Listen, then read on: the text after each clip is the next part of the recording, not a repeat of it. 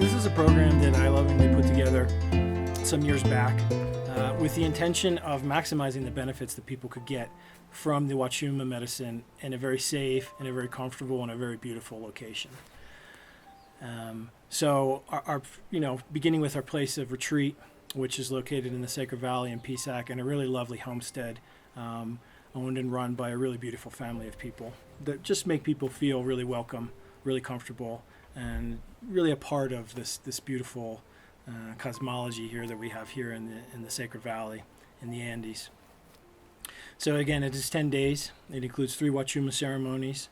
It includes a ceremonial offering by a local maestro, or a Pedro Paco, which is a shaman in the local Andean traditions, and some other activities, like the group shares, one-on-one time with me as the facilitator.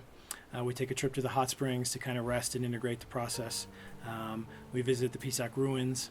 And so there's a perfect blend, I think, in my opinion, between doing the deep work, the medicine work, and then plenty of time to have some fun, to kind of kick back and let go, and to integrate the experiences that the people have in the ceremonies. So it's really, again, it's been designed to maximize the benefits that you can have with the medicine in a very safe environment, in a very loving environment, which again is going to allow people to go deeper, which is going to allow people to really get the most out of their experience with the Wachuma medicine.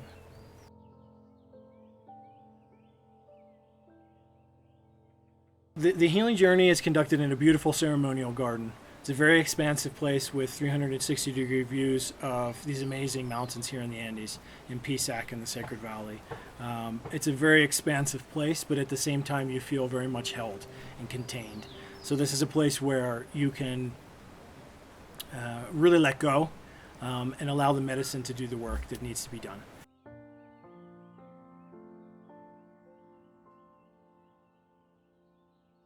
So we begin in the morning. We come out to the ceremonial garden and set up the circle, take the medicine. It's one of the main differences too between the Wachuma medicine and the ayahuasca medicine. I conduct the medicine in the daytime, whereas ayahuasca is done overnight. The journey is going to last anywhere from 12 to 15 hours. During this whole time, I'm going to be driving the flow of the ceremony by means of using the medicine songs, or the Icaros. And so we're outside all day in this beautiful landscape, which really, I can't say enough about. It's really beautiful, and it's really healing in its own right. Allowing you to connect with nature, with the spirits of nature, with the spirits of the mountains, the apus, the plants, with Wachuma, but at the same time being able to let go and just allow the medicine to do what it needs to do without having to focus on any other logistics of walking or hiking and so forth. I have a certain level of understanding and connection with this medicine, with the spirit of this medicine. And because of that, and it's an extreme attention to detail, and because of the way that I conduct, from the preparation of the medicine to how the ceremony is conducted, it is to maximize the benefits for everyone. It is for people to really do deep work on themselves and to completely transform their lives via healing, consciousness development, and again, the spiritual evolution. I bring this to the table, and I have a real authentic and deep desire to see people awaken in their lives, to awaken spiritually, and to awaken to their full potential in their lives. And that comes through healing. Ultimately, it's all going to come through the healing. I don't see Wachuma as a means to have a psychedelic experience and just go out and connect with nature. That is part of it, but I think it's more, that there's something much more, much deeper, and much more important than that. And that's why I conduct the medicine in the way that I do, so that people can really achieve the ayahuasca level experiences that they're seeing on YouTube and they're reading about in books and reading about in blogs and podcasts. This is possible with Wachuma.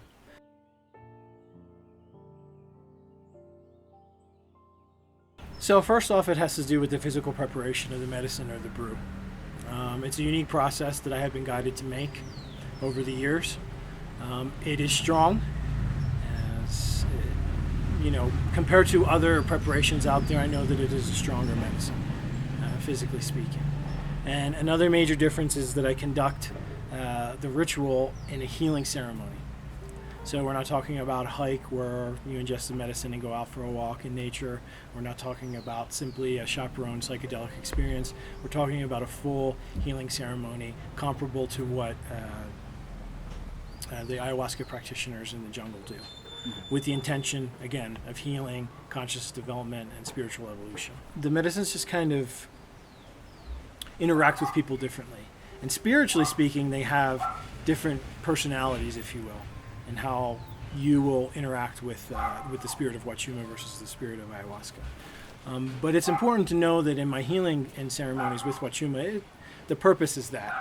It's for healing, it's for consciousness development, and it's for spiritual evolution. So it's a profound experience.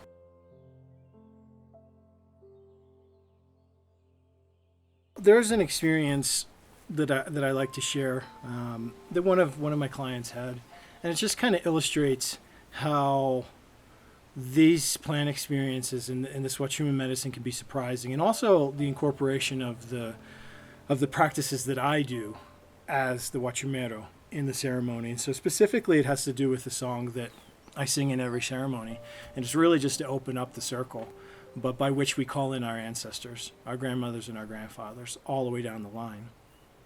And it's not uncommon for a participant to experience an interaction with one of their crossed over relatives, usually, maybe a grandfather or a grandmother or whoever will come and assist them in their healing journey.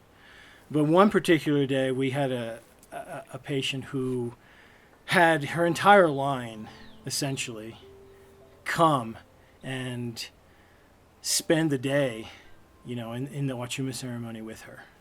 And never before had I experienced such a deep connection with the participant and their crossed over relatives, but in detail of how they appeared, what they looked like, what they sound like, all with this person assisting her in the journey that day. And so it's just an example of, the depth that you can get to with this Wachuma medicine and in the ceremony that I conduct.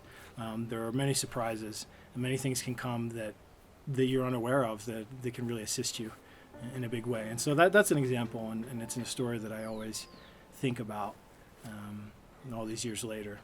So I just want to take one last opportunity here to kind of wrap up our talk, to get one final message across to everybody. What my message is with this beautiful Wachuma medicine is that this medicine is here. It exists. It can help people to do really deep work on the levels of healing, again, on consciousness development, on spiritual evolution, and that it can offer people the depth of work that they can find with the ayahuasca medicine. So I want people to know that this is an option that's out there. And I want people to know that I'm here in a very loving capacity, offering this medicine in a safe and comfortable and really detail-oriented way. I have taken the time over the years to work on myself, to heal myself, so that I can then transmute that wisdom and that knowledge to everybody else out there. And that's why I've designed the programs in the way that I've designed them, with a lot of love and with a lot of consciousness, so that people can really maximize the benefits, and so people can really experience the medicine in the way that I have. And that's what I wish to convey to everyone else out there.